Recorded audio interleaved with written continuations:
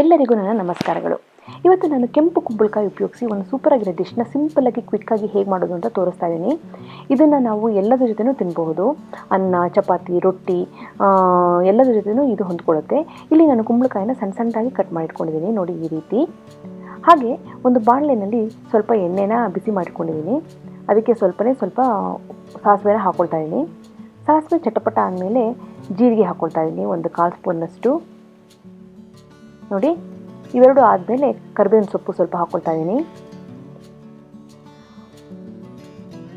ಇವೆಲ್ಲ ಸೇರಿದ ಮೇಲೆ ನಾನಿಲ್ಲಿ ಖಾರಕ್ಕೆ 2 ಮೆಣಸಿನಕಾಯಿನ ಎರಡು ತುಂಡಾಗಿ ಮಾಡ್ಕೊಂಡು ಹಾಕ್ಕೊಳ್ತಾ ಇದ್ದೀನಿ.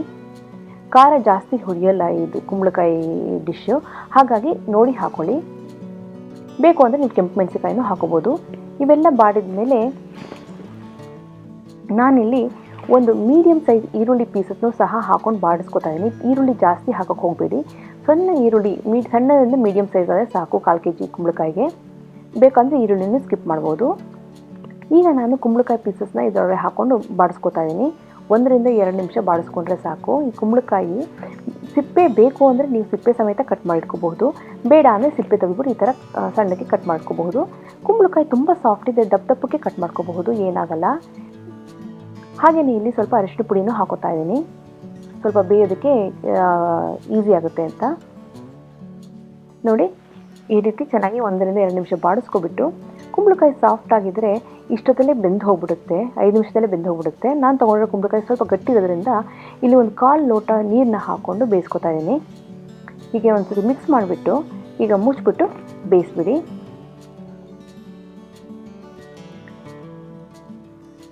ನೋಡಿ ಮುಚ್ಚಿ 5 ನಿಮಿಷ ಬೇಯಿಸಿದರೆ ಸಾಕು. ಕುಂಬಳಕಾಯಿ ಅರ್ಧ ಬೆಂದಿರುತ್ತೆ. ಸಾಫ್ಟ್ ಆಗಿದರೆ ಈ ಡಿಶ್ನ ನೀವು ಒಂದು 7 ರಿಂದ 8 ನಿಮಿಷದೊಳಗಡೆ ಮುಗಿಸ್ಬಿಡ್ಬೋದು, ಕುಂಬಳಕಾಯಿ ಸಾಫ್ಟ್ ಆಗಿದರೆ. ಇನ್ನು ನಾನು ತೊಗೊಂಡಿರೋ ಕುಂಬಳಕಾಯಿ ಸ್ವಲ್ಪ ಗಟ್ಟಿ ಇರೋದ್ರಿಂದ ಇಲ್ಲಿ 10 ನಿಮಿಷ ಆಗುತ್ತೆ. ಈಗ ನಾನು ರುಚಿಗೆ ತಕ್ಕಷ್ಟು ಉಪ್ಪನ್ನು ಹಾಕೋತಾ ಇದ್ದೀನಿ. ನೋಡಿ ಕುಂಬಳಕಾಯಿ ಆಲ್ಮೋಸ್ಟ್ ಬೆಂದಾಗಿದೆ. ಹೀಗೆ ಕೈಯಲ್ಲಿ ಸ್ವಲ್ಪ ಸ್ಮ್ಯಾಶ್ ಮಾಡ್ಕೊಬಿಡಿ. ನಾನು ಹೇಳ್ತಾ ಇದ್ದೀನಲ್ವ, ಕುಂಬಳಕಾಯಿ ಸ್ವಲ್ಪ ಗಟ್ಟಿ ಇರೋದ್ರಿಂದ ಈ ಥರ ಸ್ವಲ್ಪ ಟೈಮ್ ತೊಗೊತ್ತೆ ಸ್ಮ್ಯಾಶ್ ಮಾಡ್ಕೊತಾ ಇದ್ದೀನಿ. ಸಾಫ್ಟ್ ಆಗಿದೆ, ಅದೇ ಬೆಂದು ಹೋಗ್ಬಿಡುತ್ತೆ. ಹಾಗೆ ಇದು ಬೆಂದಾದಮೇಲೆ ಸ್ವಲ್ಪ ಕೊತ್ತಂಬರಿ ಸೊಪ್ಪನ್ನು ಸಹ ಉದುರಿಸ್ಕೊಳ್ಳಿ. ಹಾಗೆಯೇ ಕಾಯಿ ತುರಿನೂ ಸಹ ಹಾಕ್ಕೊಂಡು ಚೆನ್ನಾಗಿ ಮಿಕ್ಸ್ ಮಾಡ್ಕೊಳ್ಳಿ. ಈ ಕುಂಬಳಕಾಯಿ ಪಲ್ಯ ರೆಡಿಯಾಗಿದೆ. ಈ ಕುಂಬಳಕಾಯಿ ಪಲ್ಯ ಬಿಸಿ ಅನ್ನದ ಜೊತೆ ತುಪ್ಪ ಹಾಕ್ಕೊಂಡು ಕಲಿಸ್ಕೊಂಡು ತಿಂದರೆ ಸಖತ್ತಾಗಿರುತ್ತೆ. ಹಾಗೆಯೇ ಅಕ್ಕಿ ರೊಟ್ಟಿ ಆಗಲಿ, ರಾಗಿ ರೊಟ್ಟಿ ಆಗಲಿ, ಜೋಳದ ರೊಟ್ಟಿ ಆಗಲಿ ಎಲ್ಲ ರೊಟ್ಟಿ ಜೊತೆನೂ ಹೊಂದ್ಕೊಳ್ಳುತ್ತೆ. ಚಪಾತಿ ಜೊತೆ ಹೊಂದ್ಕೊಳ್ಳುತ್ತೆ. ತುಂಬಾ ಟೇಸ್ಟಿಯಾಗಿರುತ್ತೆ. ಕೆಲವೇ ಪದಾರ್ಥ ಉಪಯೋಗಿಸಿ 10 ನಿಮಿಷದಿಂದ ಕಮ್ಮಿ ಇಲ್ಲಲ್ಲಿ ನಾವು ಪಲ್ಯನ ರೆಡಿ ಮಾಡಬಹುದು. ಬೆಳಿಗ್ಗೆ ನೀವು ರೊಟ್ಟಿ ಮಾಡಿದರೆ, ಆ ರೊಟ್ಟಿಗೂ ಚಪಾತಿಗೂ ಮಾಡಿದರೆ ಅದು ಬೆಳಿಗ್ಗೆನೂ ತಿನ್ಬೋದು, ಮಧ್ಯಾಹ್ನ ಅನ್ನಕ್ಕೆ ಹಾಕ್ಕೊಂಡು ಮಾಡ್ಕೊಂಡು ತಿನ್ಬೋದು.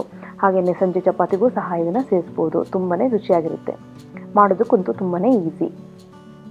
ನಾನಿಲ್ಲಿ ಒಂದು ಟಿಪ್ ಹೇಳೋದಕ್ಕೆ ಇಷ್ಟಪಡ್ತೀನಿ. ಅಕಸ್ಮಾತ್ ನಿಮ್ಮ ಕುಂಬಳಕಾಯಿ ಏನಾದರೂ ಗಟ್ಟಿ ಇದೆ ಅಂತ ಅನಿಸಿದರೆ ಡೈರೆಕ್ಟಾಗಿ ಸ್ಟವ್ ಮೇಲೆ ಬೇಯಿಸೋಕ್ಕೆ ಕಷ್ಟ ಆಗುತ್ತೆ, ಟೈಮ್ ಆಗುತ್ತೆ ಅಂತಂದರೆ ನೀವು ಒಂದು ಕೆಲಸ ಮಾಡಿ, ಕುಕ್ಕರ್ಗೆ ಒಗ್ಗರಣೆ ಹಾಕೋಬೇಡಿ.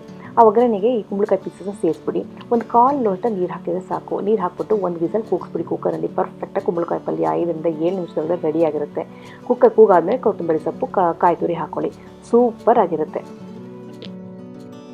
ನಿಮಗೆಲ್ಲ ಈ ಕುಂಬಳಕಾಯಿ ಪಲ್ಯ ರೆಸಿಪಿ ತುಂಬಾ ಇಷ್ಟ ಆಗಿದೆ ಅಂತ ಅಂದ್ಕೊಂಡಿದ್ದೀನಿ. ನೀವಿನ್ನು ಅಡುಗೆ ಸಾಧನಕ್ಕೆ ಸಬ್ಸ್ಕ್ರೈಬ್ ಆಗಿಲ್ವಾ? ಹಾಗಾದರೆ ತಡ ಮಾಡಬೇಡಿ, ಈಗಲೇ ಸಬ್ಸ್ಕ್ರೈಬ್ ಆಗಿ. ಪಕ್ಕದಲ್ಲಿರೋ ನೋಟಿಫಿಕೇಷನ್ ಬಟನ್ ಸಹ ಟಚ್ ಮಾಡಿ. ಅಡುಗೆ ಸಾಧನನ ನಿಮ್ಮ ಫ್ರೆಂಡ್ಸ್ ಆ್ಯಂಡ್ ಫ್ಯಾಮಿಲಿ ಜೊತೆ ಖಂಡಿತವಾಗ್ಲೂ ಶೇರ್ ಮಾಡಿ, ನನಗೆ ಸಪೋರ್ಟ್ ಮಾಡಿ. ಮತ್ತೊಂದು ರೆಸಿಪಿಯೊಂದಿಗೆ ಭೇಟಿ ಆಗ್ತೀನಿ. ಅಲ್ಲಿವರೆಗೆ ಥ್ಯಾಂಕ್ ಯು. Bye bye.